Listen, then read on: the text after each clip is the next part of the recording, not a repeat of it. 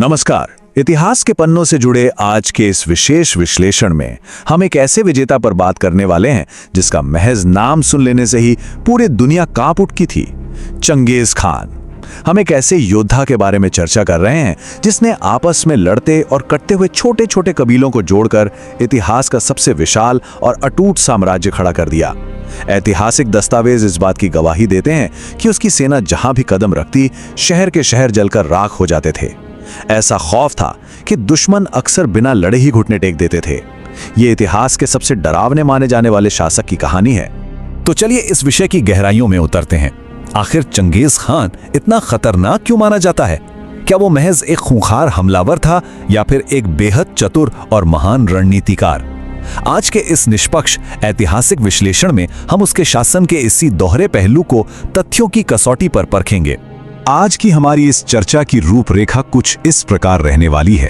पहला, Genghis Khan की शुरुआत। दूसरा, अजेय मंगोल सेना। तीसरा, मनोवैज्ञानिक खौफ और उसका खुफिया तंत्र। चौथा, उसके शासन का विरोधाभास। और पांचवा, एक रहस्यमयी और स्थायी विरासत। तेमुजिन नाम के एक अनाथ लड़के से लेकर विशाल साम्राज्य के निर्माता तक का यह सफर सच में रोंगटे खड़े कर देने वाला है। भाग 1, चंगेज खान की शुरुआत, मुश्किलों की आग में तपा जीवन। जरा सोचिए, वर्ष 1162 के आसपास मंगोलिया के उन जमे हुए कठोर मैदानों के बारे में। यहीं एक लड़के का जन्म हुआ जिसका असली नाम था तेमुजिन। उस दौर में मंगोल कबीले बस आपस में ही खून खराबा करते रहते थे। बचपन में ही उसके पिता की हत्या कर दी गई और उसके खुद के कबीले ने उसके परिवार को बिल्कुल बेसहारा छोड़ दिया। कई दिन भूखा रहना पड़ा, जान बचाने के लिए जंगलों में छिपना पड़ा। लेकिन यही वो भयानक दौर था जिसने उसे पत्थर की तरह कठोर और अनुशासित बना दिया। इसी बेजोड़ अनुशासन के दम पर अपनी युवा अवस्था में उसने उन सभी बटे हुए मंगोल कबीलों को एकजुट करना शुरू किया। आखिरकार 1206 में सभी ने उसे अपना इकलौता नेता मान लिया और उसे एक नया नाम मिला, चंगेज खान, जिसका मतलब है यूनिवर्सल रूलर, यानी पूरे विश्व का शासक। यहीं से खड़ी हुई उस विशाल मंगोल साम्राज्य की नींव। भाग 2, अजेय मंगोल सेना, गति के असली उस्ताद। मंगोल सेना उस समय की किसी भी आम सेना से बिल्कुल अलग थी। घोड़े की पेट पर बैठकर बिजली की तेजी से हमला करना और मीलों दूर से एकदम सटीक तीर चलाना, यही इनकी सबसे बड़ी ताकत थी। इनकी रफ्तार इतनी तेज थी कि दुश्मन को यह भनक तक नहीं लगती थी कि हमला आखिर हुआ कहां से है। हर एक मंगोल सैनिक अपने साथ युद्ध में कई घोड़े रखता था। अगर एक घोड़ा थक जाए तो बिना रुके चलते घोड़े से ही दूसरे पर छलांग लगाकर सफर जारी रखना इनका आम तरीका था। चाहे जमा देने वाली सर्दी हो या झुलसाने वाली गर्मी, ये सैनिक हर मौसम में लड़ने के उस्ताद थे। इन्हीं युद्ध कलाओं ने उन्हें एक ऐसी ताकत बना दिया था जिसके सामने किसी का भी टिकना लगभग नामुमकिन था। अब यहाँ जो बात वास्तव में बेहद दिलचस्प है वो ये है कि इस अत्यधिक अनुशासित सेना ने कितना विशाल भौगोलिक विस्तार किया। चंगेज खान के नेतृत्व में मंगोलों ने चीन से लेकर मध्य एशिया, पर्शिया और रूस तक के विशाल भूभाग को रौंद डाला। मंगोल साम्राज्य इतिहास का सबसे बड़ा कंटीजुअस एम्पायर, यानी एक साथ जमीन से जुड़ा हुआ सबसे विशाल साम्राज्य बन गया। इसका पैमाना इतना बड़ा था कि आज भी इस पर यकीन करना मुश्किल होता है। भाग 3, मनोवैज्ञानिक खौफ और खुफिया तंत्र, डर का सबसे घातक हथियार। चंगेज खान की सेना महज हथियारों से नहीं लड़ती थी, वे दिमाग से भी लड़ते थे। उनकी जीत का एक बहुत बड़ा हिस्सा मनोवैज्ञानिक खौफ पर आधारित था। इस सोची समझी रणनीति के 4 कदम थे। पहला, जो शहर मंगोल सेना को देखते ही तुरंत आत्मसमर्पण कर देते, उन्हें अक्सर छोड़ दिया जाता था। दूसरा, अगर किसी शहर ने थोड़ी सी भी बगावत की तो उसकी दीवारें मिट्टी में मिला दी जाती और पूरा शहर राख कर दिया जाता। तीसरा, बड़े पैमाने पर कत्लेआम मचाया जाता ताकि इस खौफनाक तबाही की खबरें हवा की तेजी से बाकी इलाकों में फैलें। और अंत में चौथा कदम, इन खौफनाक अफवाहों के चलते अगले शहर मंगोल सेना के वहां पहुंचने से पहले ही डर के मारे बिना लड़े घुटने टेक देते थे। यह रणनीति बेहद क्रूर जरूर थी, लेकिन इसने मंगोलों के लिए पूरे के पूरे इलाके बिना लड़े ही जीत लिए। लेकिन उसे सिर्फ एक हत्यारा समझना इतिहास की एक बहुत बड़ी भूल होगी। चंगेज खान एक बेहद कुशाग्र रणनीतिकार भी था। उसने पूरे एशिया में जासूसों का एक बहुत बड़ा और मजबूत जाल बिछा रखा था।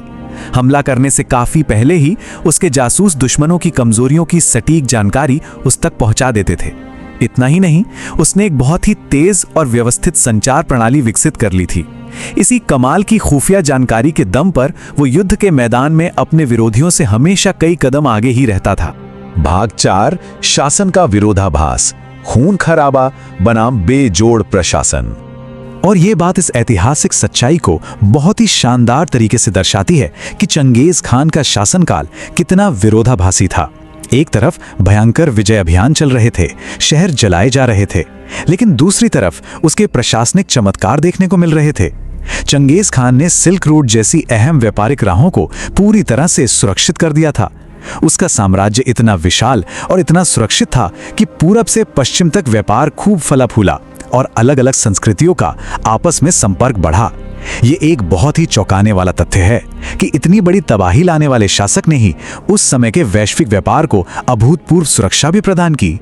इसीलिए आज भी इतिहासकार इस बात पर बटे हुए हैं। कुछ इसे महज एक क्रूर शासक मानते हैं तो कुछ उसे एक सैन्य प्रतिभा के रूप में देखते हैं। आज के हमारे इस ऐतिहासिक विश्लेषण का मकसद किसी एक पक्ष को सही ठहराना नहीं है। हमारा उद्देश्य बस उस वास्तविकता को समझना है जहां भयानक विनाश और अभूतपूर्व व्यवस्था, ये दोनों ही चीजें एक ही समय में एक साथ मौजूद थी। भाग 5, एक रहस्यमयी और स्थायी विरासत, वो अज्ञात मकबरा। वर्ष 1227, यही वो साल था जब इस महाबली की मृत्यु हुई। लेकिन इतने शक्तिशाली इंसान की मौत आखिर कैसे हुई, ये सवाल आज भी विद्वानों के बीच बहस का मुद्दा है। कुछ का कहना है कि वो युद्ध के दौरान घोड़े से गिरकर घायल हुआ, तो कुछ मानते हैं कि किसी बीमारी ने उसकी जान ली।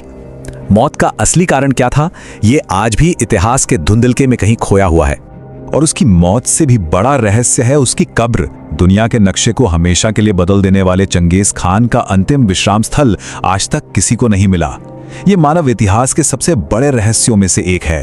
किंवदंतियां बताती हैं कि जो भी सैनिक उसके शव को दफनाने गए थे, उन्हें वापस लौटते ही मार दिया गया, ताकि चंगेज खान की कब्र का पता पूरी दुनिया में किसी को भी कभी भी न चल सके। आइए अब आगे बढ़ते हैं और देखते हैं कि कैसे यह साम्राज्य उसके बाद भी फलता फूलता रहा। चंगेज खान की मृत्यु के बाद भी मंगोल साम्राज्य रुका नहीं। उसके वंशजों ने उसी प्रशासनिक और सैन्य ब्लूप्रिंट का बखूबी इस्तेमाल किया और साम्राज्य की सीमाओं को यूरोप की गहराइयों तक खींचकर ले गए। अगर हम इन सब तथ्यों को एक साथ रखकर देखें तो पाएंगे कि एक अकेले और अनाथ लड़के ने दुनिया का सबसे बड़ा संलग्न साम्राज्य खड़ा कर दिया। उसकी सैन्य रणनीतियां आज भी दुनिया भर के सैन्य संस्थानों में पढ़ाई जाती हैं। और तो और आनुवंशिकी के कुछ स्रोत तो यहां तक दावा करते हैं कि आज दुनिया की एक बहुत बड़ी आबादी का डीएनए चंगेज खान से जुड़ा हुआ है। उसका प्रभाव केवल जमीन के टुकड़ों तक सीमित नहीं रहा, बल्कि मानव सभ्यता के ताने बाने में हमेशा के लिए दर्ज हो गया।